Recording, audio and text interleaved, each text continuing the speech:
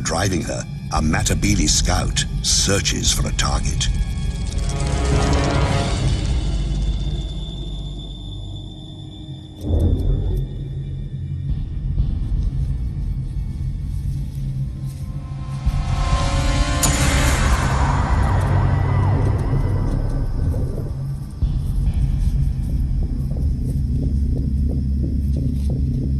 The termites know that shadow and what it means.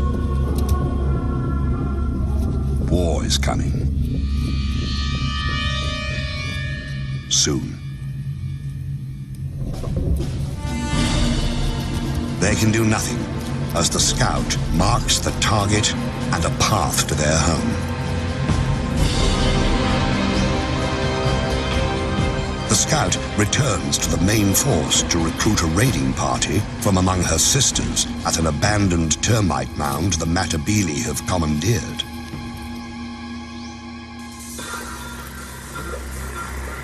With a jolt of pheromones, the chemical message travels among the warriors. It's a perfect time to attack, early in the day, before the heat rises.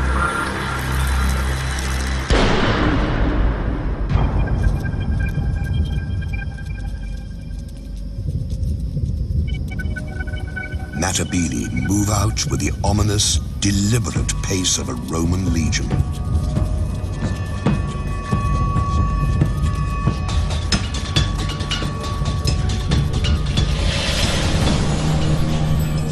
Like legionaries, the ants wear armor. Their exoskeletons can withstand all but the harshest blows. They sting with highly toxic venom. But their heaviest weapon is their jaws, able to rip opponents to shreds.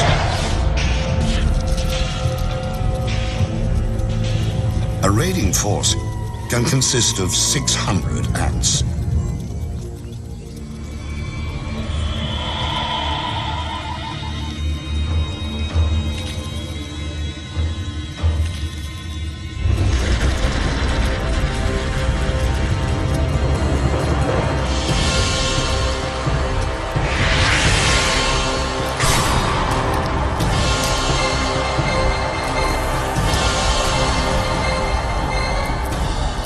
The first wave breaks the battlements, ripping open mud galleries, probing for cracks in the wood.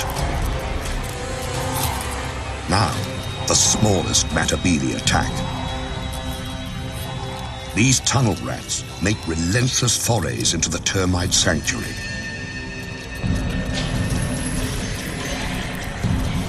Heavier troops, some more than 2.5 centimeters long, line up for the grisly harvest. It's the devil's buffet. All you can kill, all you can carry.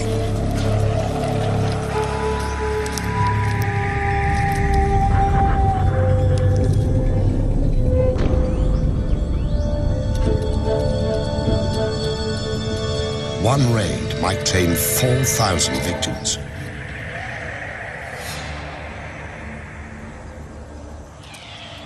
When the Matabele have all the dead termites they can manage, they head home.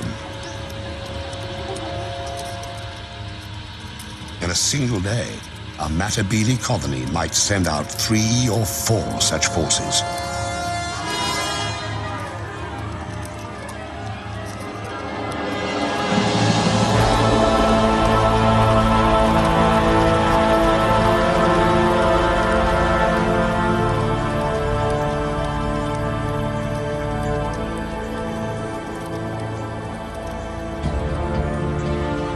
Soon, the big ants will move their base to richer hunting grounds.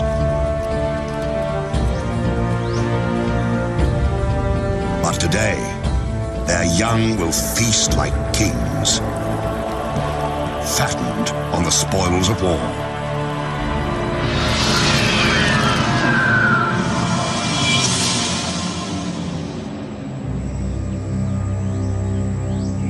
Violence is the imperial tool, wielded in many ways. sometimes to disrupt, sometimes to control.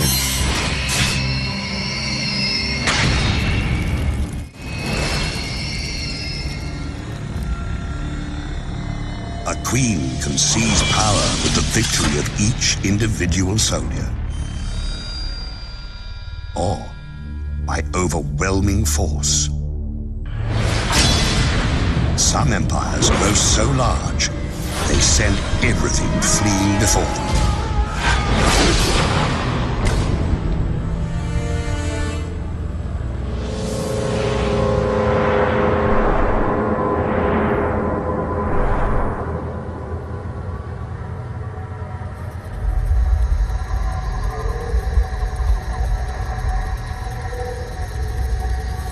In the Panamanian rainforest, Esitan, the army ant, rules its turf with massive numbers. Army ants travel in deadly columns, a lethal force ever on the move. But this is not an attack. These ants, 500,000 to 700,000 of them, have been marching all night, their young in tow. Theirs is a nomadic existence, embodied in their bivouac.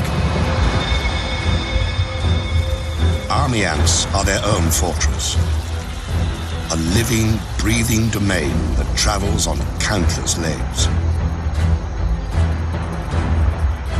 And those legs are strong. One Esitan hanging by its claws can support another 100 ants. For a man to match that feat, he'd have to hold up 3 armored vehicles.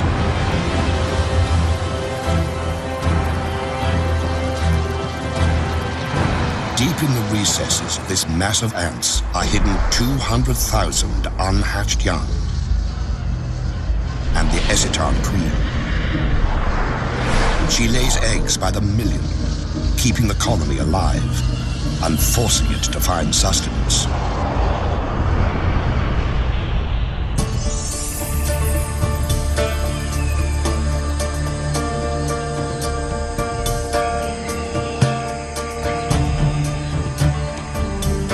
Dawn, and the bivouac stirs. After a night of stillness, the colony must feed. The meter-long mass of legs and feelers rouses itself into action.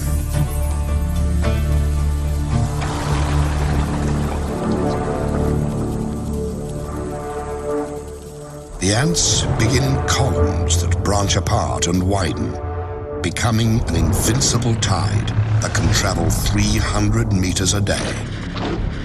It's called a swarm raid, and it consists of several 100,000 ants.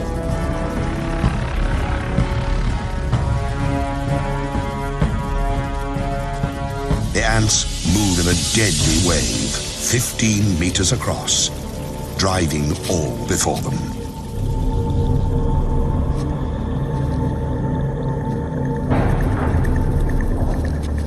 Those who fail to flee are doomed.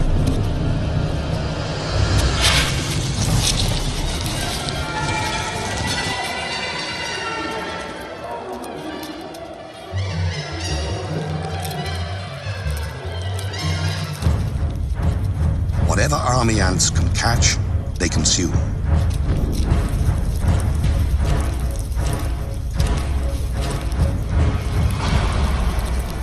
The attackers shred their prey so they can carry it back to feed the young.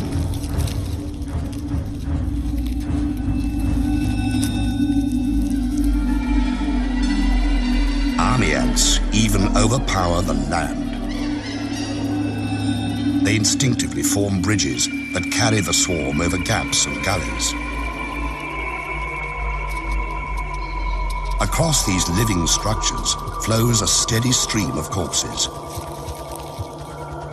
30,000 a day.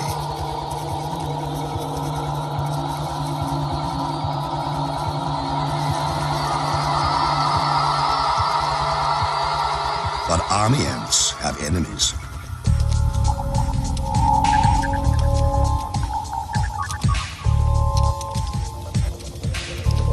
Along the swarm's edges, bandits try to pick off stragglers.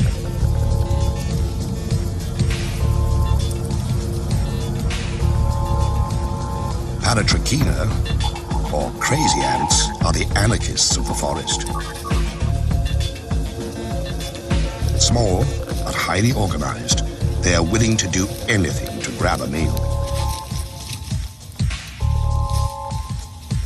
Infiltrate, attack, abscond, whatever it takes.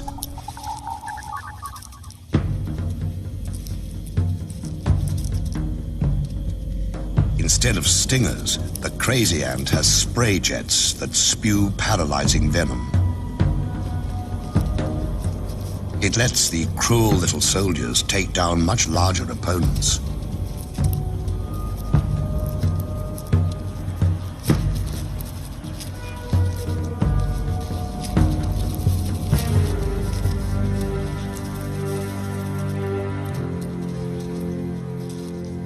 Army ants fear their crazy cousins for the chaos they unleash.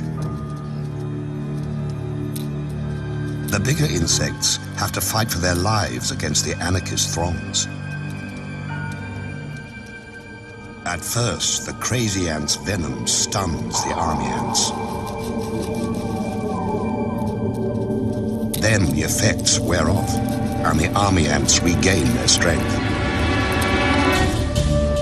They handily escape the tiny pirates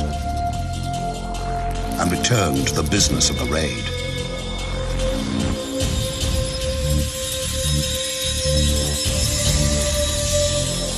In a week, an army ant colony kills and eats 250,000 creatures.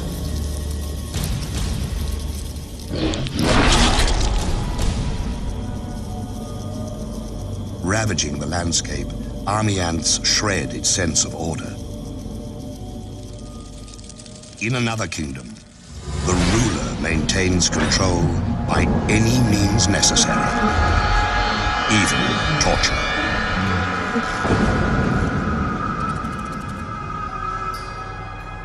The Empress can afford to be gracious. She has enforcers to do her dirty work. Relentless surveillance and oppression of any who deviate from the rules. In the kingdom of Mellifera, order is the order of the day.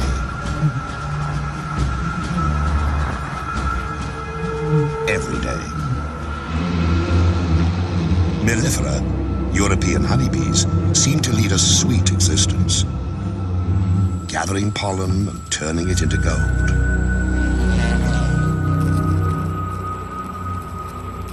But beneath this bright image lies a dark reality. The colony exists to serve the queen, who lays the eggs that become the workers, who maintain the hive, and the warriors who defend it. Below the queen ranks the colony's young, its future. She who must be served and those who must survive dominate the hive's existence. But if something didn't keep the hive's inhabitants in line, bee society would fall apart. Every female has it in her to lay eggs, to be a queen. But the colony can have only one ruler. So, it has a police force to ensure that fact. Enforcer bees patrol constantly, checking cells, tracing the lineage of suspect eggs, making sure the guard bees stay on their fuzzy toes.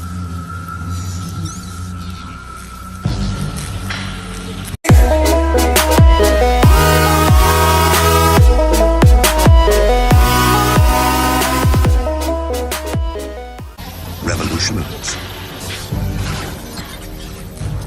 And in the hive, It takes very little to cross that line.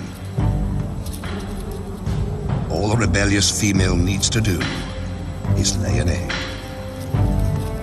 By the regulations of the mellifera police state, that's a crime.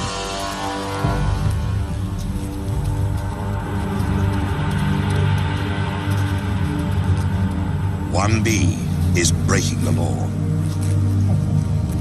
She deposits an egg in what she hopes is safety. If they thought they could get away with it, half the bees here would do the same. And the hive would fall into disarray. That's why police bees make their rounds, searching for evidence of insurrection.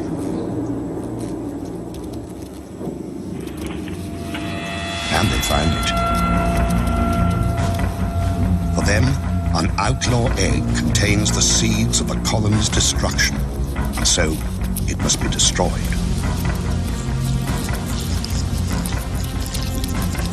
And to drive the lesson home, they brutalize the offender, keeping the hive safe and the queen's position secure.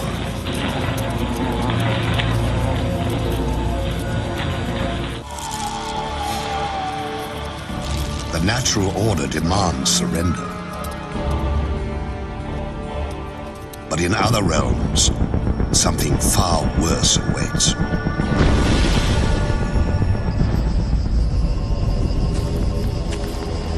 In the Imperial domain, it is not enough to rule. Others also must serve. By abduction and terror, the Empire assures itself of slaves. Warriors carry the captives into servitude. Strangers in a strange place. In Arizona, the kingdom of Polyergus needs its slaves.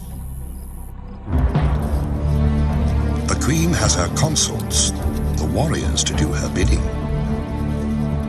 All of these live royally, thanks to a servile class. Polyergus, the slave raider ant, requires slaves because the species has grown so specialized it cannot care for itself.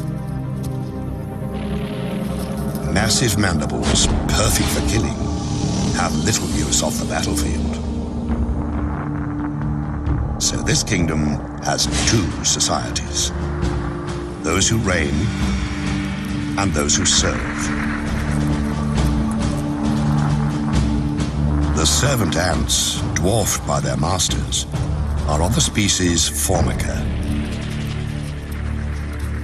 They forage for food, raise the royal young, minister to the queen's every need and those of her workers. Born into bondage, they will die slaves. But this kingdom has woes. Its Formica slaves are dying of old age. It's time for the slave-raiding Polyergus to do what they do best: kill and plunder.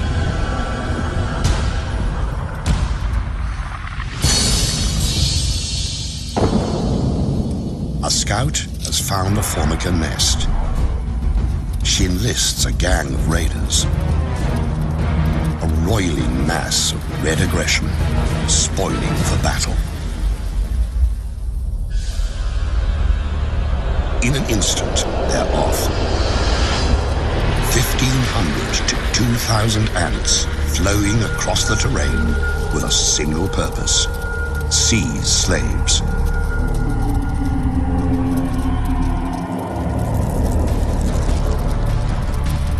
Streaming into the Formica nest, the Polyergus raiders unleash hell. They kill, but only when need be. They've really come to steal the unhatched Formica young.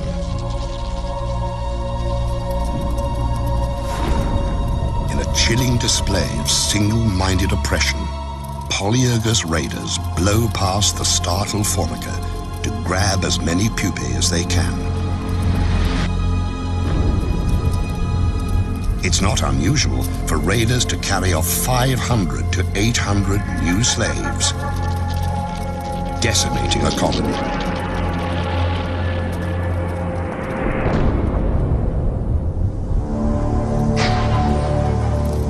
The raiders transport the kidnapped Formica brood back to their kingdom. When the stolen Formica hatch, they will believe the Polyergus nest is where they belong. Another generation of Formica will become slaves.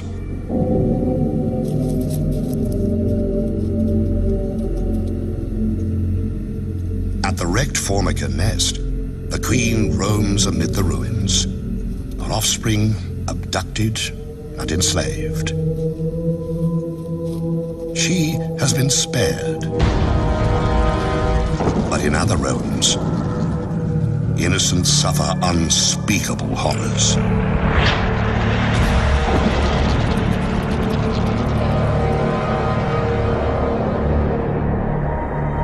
Some kingdoms steal youngsters to enslave them.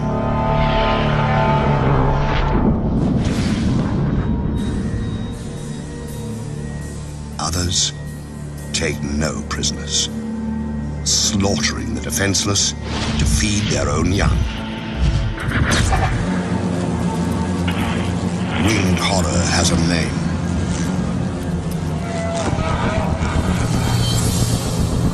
Mandarinia, the giant hornet.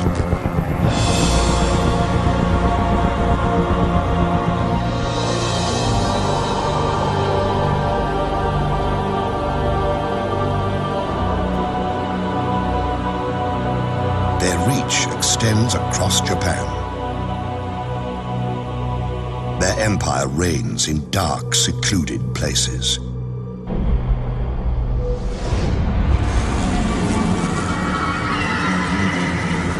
These hornets are at the peak of their powers.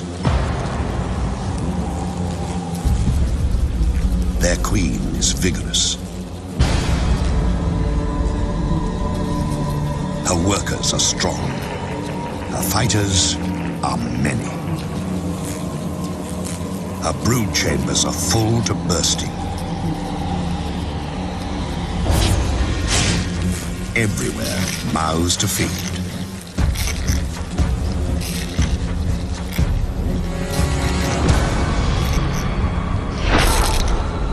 Countless larvae signal their relentless hunger by scratching at the walls of their cells. The grating drives the adult hornets into action.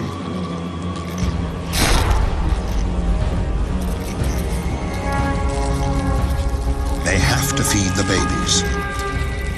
And hornet babies live on flesh, ground into meatballs, and delivered by their caregivers. The larvae must feed constantly. So a single scout takes wing, ranging far afield to find fresh meat. At nearly 8 centimeters long, giant hornets are superb killers. Sharp talons seize prey. Powerful jaws sever limbs and decapitate victims. Compound eyes detect the slightest movement.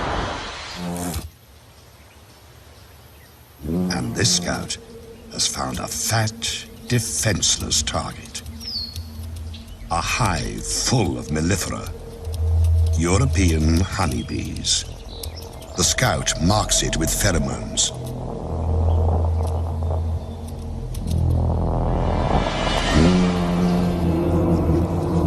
These bees aren't native to Japan. They arrived during the last century, imported because they produce more honey and are less combative. Because the alien bees didn't evolve with the giant hornets, they have no way to fight an attack.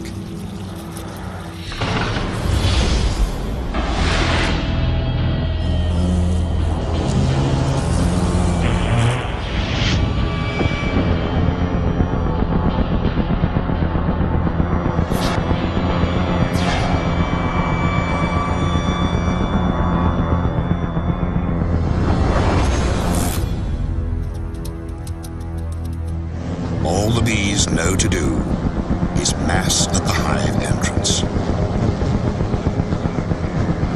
There, they prepare to fight to the death.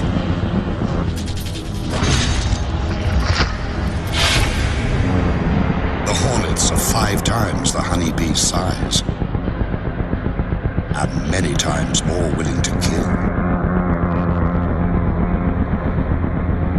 In the stillness, fierce wings and fearsome odds.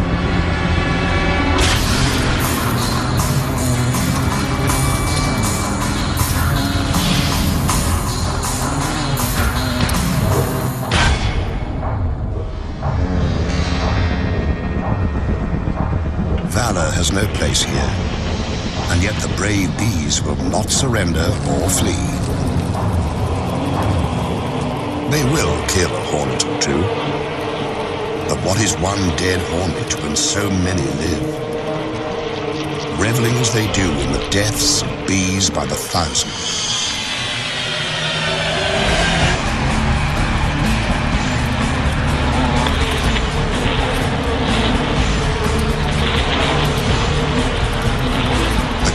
Mounts, a foregone conclusion playing itself out to a horrifying end.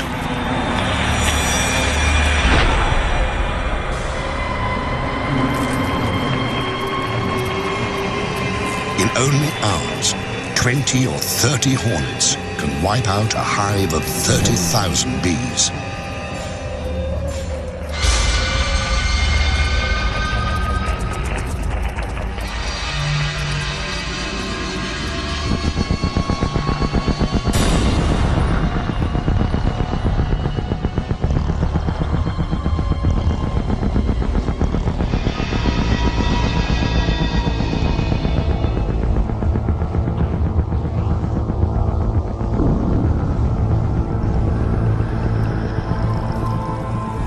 Killer hornets have reduced the defenders to a carpet of the dying and the dead.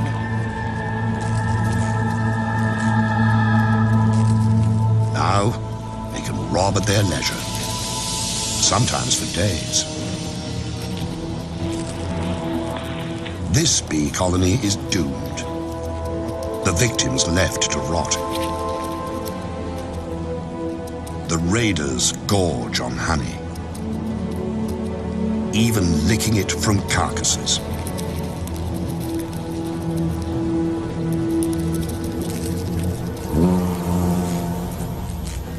The unborn bees will be chewed into protein paste and fed to the hornet young.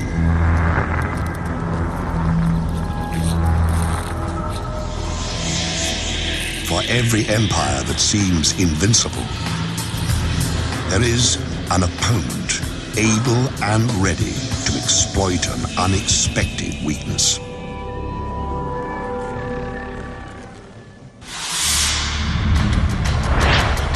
Empires attack, but they also must defend themselves. No matter how strong the fortress, the best defense is knowing your enemy.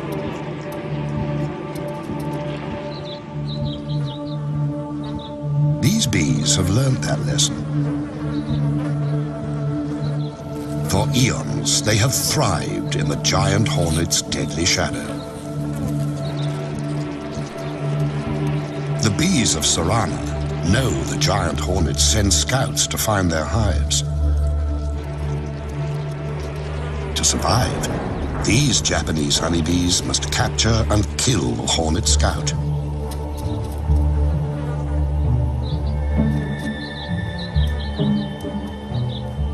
And to do that, they had a secret weapon.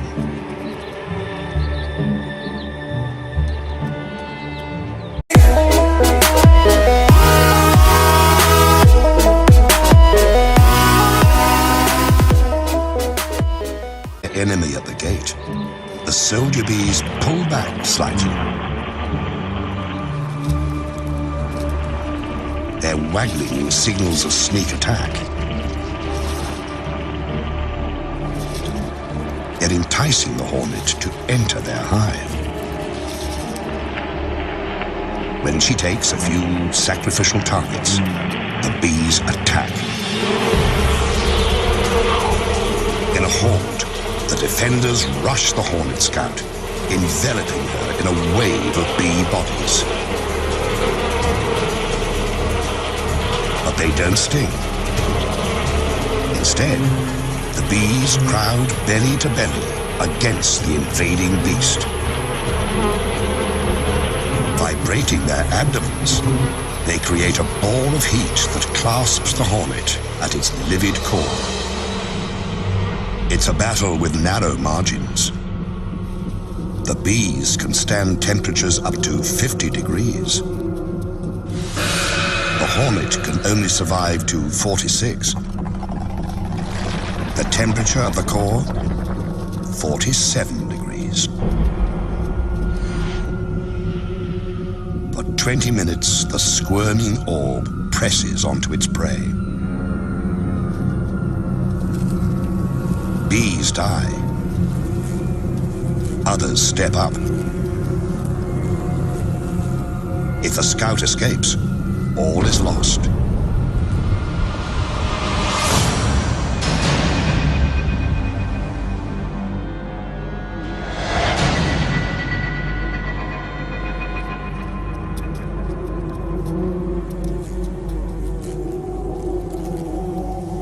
Finally, the flailing and gnashing cease.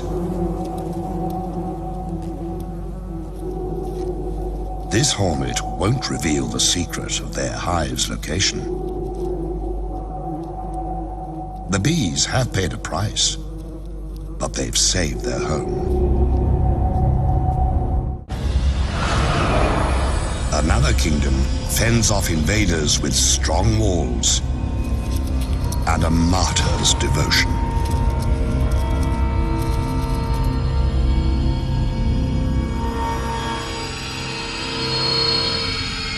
In the land of Macrotermes, jousting for territory and resources never relents.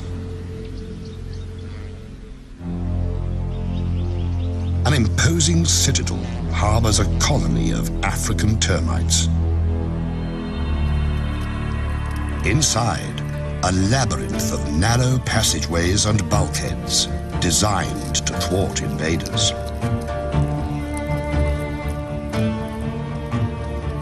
The termites are watchful, lest their citadel fall. But kingdoms' fates often are decided at their borders. A remote outpost can be all that stands between survival and the empire's collapse.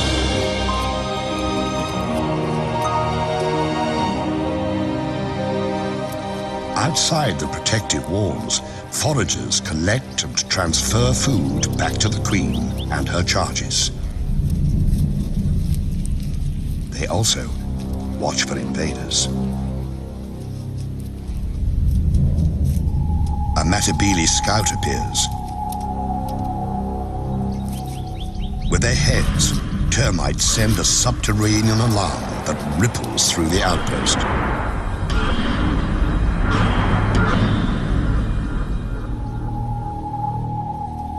At the edge of the compound, a platoon of defenders occupies a fallen branch. These soldier termites are strong and agile, prepared to give the last full measure. Few of their kind grow this large and strong. Their jaws can cut through human flesh. The encounter begins by ones and by twos.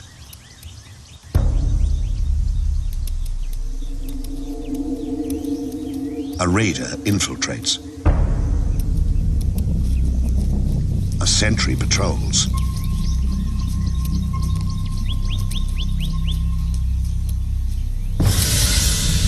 One death, and the battle is joined.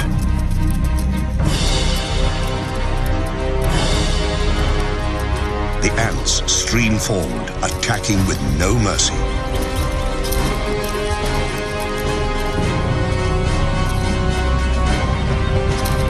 Using their mandibles, the termites attempt a defense. It's no use.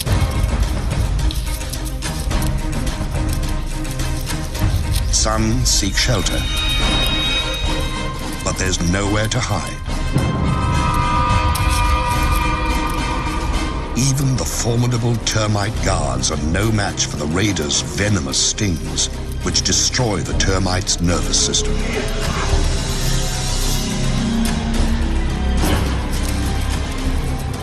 It's more feast than fight, as ants sting and slash the defenders to pieces.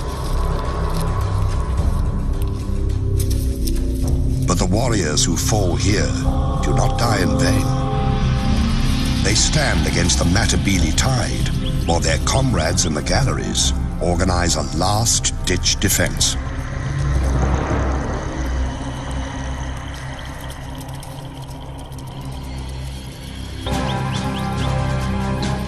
The termite colony is safe, but at a terrible cost. The departing ants carry off hundreds of termite corpses that will nourish the invaders.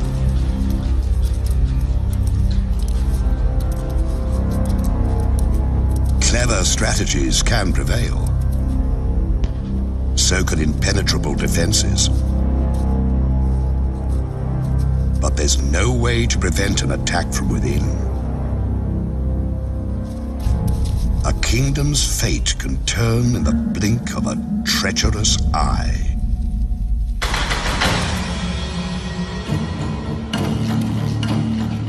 Power belongs to those who hold it, and to those who seize it. An empress is only as safe as her courtiers allow. When danger stalks the halls, rulers do well to beware. In the kingdom of Polyergus, virgin queens have to steal empires for themselves. They cannot inherit this domain. A reigning queen will tolerate no rival. So, a would-be monarch must infiltrate a Formican nest, murder its queen, and steal her identity. To start their quest, young queens join a slave raid.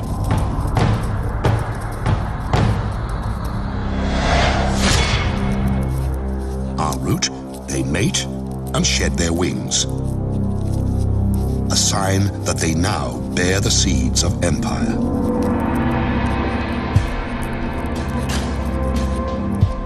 One queen has picked her target.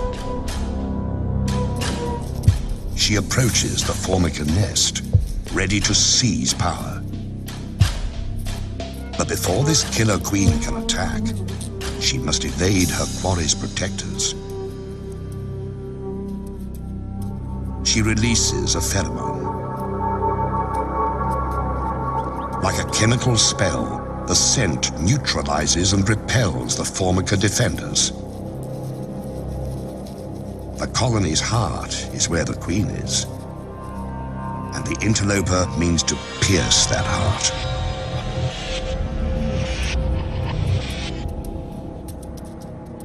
She's fixed on her mission: assassinate the queen and take her place. The Pretender's sickle-shaped mandibles have one brutal purpose. When she confronts her rival, there's no hesitation. She savages her prey, not to eat her, but to steal her identity.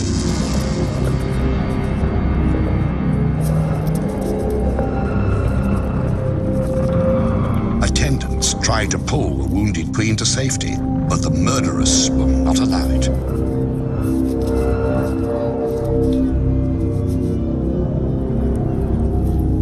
She laps up her victim's blood and rolls in her spilled fluids, thoroughly absorbing the monarch's essence.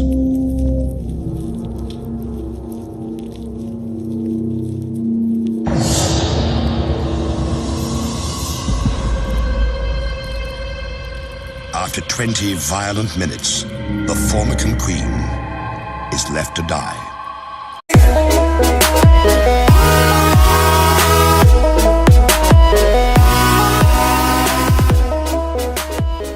They sting with highly toxic venom, but their heaviest weapon is their jaws, able to rip opponents to shreds.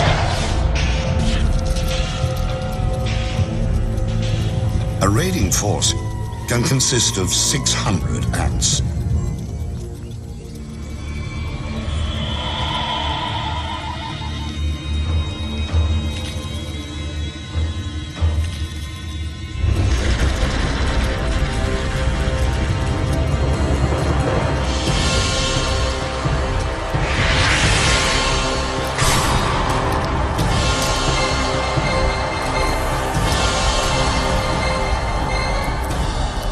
The first wave breaks the battlements, ripping open mud galleries, probing for cracks in the wood.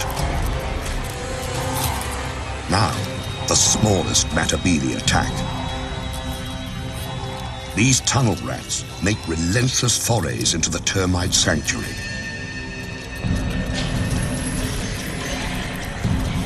Heavier troops, some more than 2.5 centimeters long, line up for the grisly harvest. It's the devil's buffet. All you can kill, all you can carry.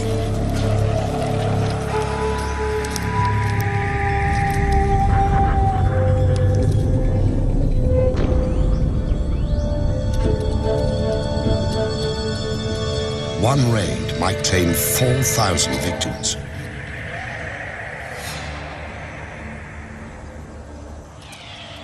When the Matabele have all the dead termites they can manage, they head home.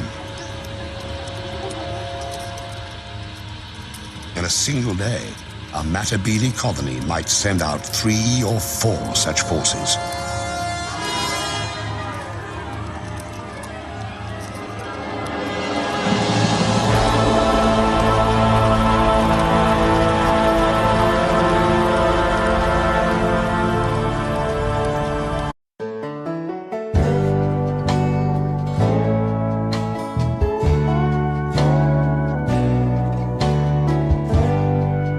Ponera, the Matabele ant.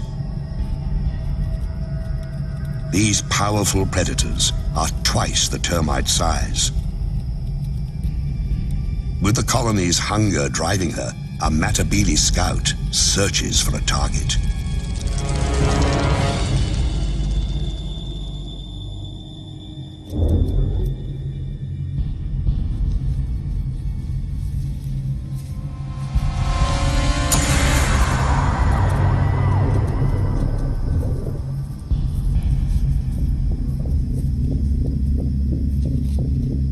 The termites know that shadow and what it means. War is coming. Soon. They can do nothing as the scout marks the time.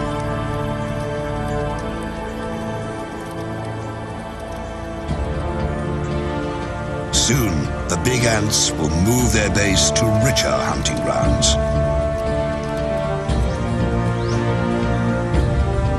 But today, their young will feast like kings, fattened on the spoils of war.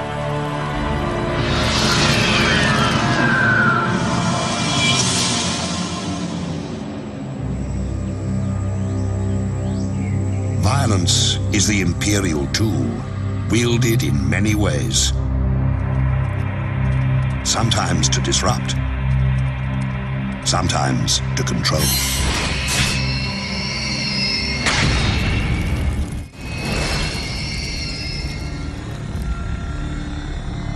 A queen can seize power with the victory of each individual soldier, or by overwhelming force. Some empires grow so large, target and a path to their home.